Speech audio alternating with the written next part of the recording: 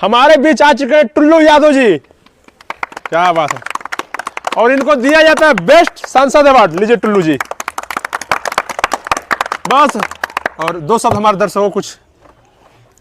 हमारी सरकार बन गई है, अब की बार हर गांव में हर गांव में बुलेट ट्रेन चलेगा भाई। रुपया देखो नेताजी को का बुलेट ट्रेन चलेगा। नेताजी अभी तक 2 करोड़ का नौकरी नहीं मिला। है ना नौकरी लेबे, तोरा मौसी का फराक फारो, चुपचाप भाषण सुनो। अब की बार हर एक जनता को 20 लाख रुपए अकाउंट में हम हर महीना देंगे। क्या बात। नेताजी पिछला बार 15 लाख रुपया नहीं मिलल। पर करो बोला धक्का मुक्की नहीं करने का, आराम से लेने का। ले बेटा 15 लाख तोरा लिवा दी हम 15 लाख। हाँ मेहरारू को भेजना 15 लाख दे देता। अम्बेडकर संविधान जिंदाबाद जिंदाबाद। कहाँ रहता है? धर्म से बड़ा कुछ है? धर्म धर्म धनी हो सब धन तोहरे नु बाटे।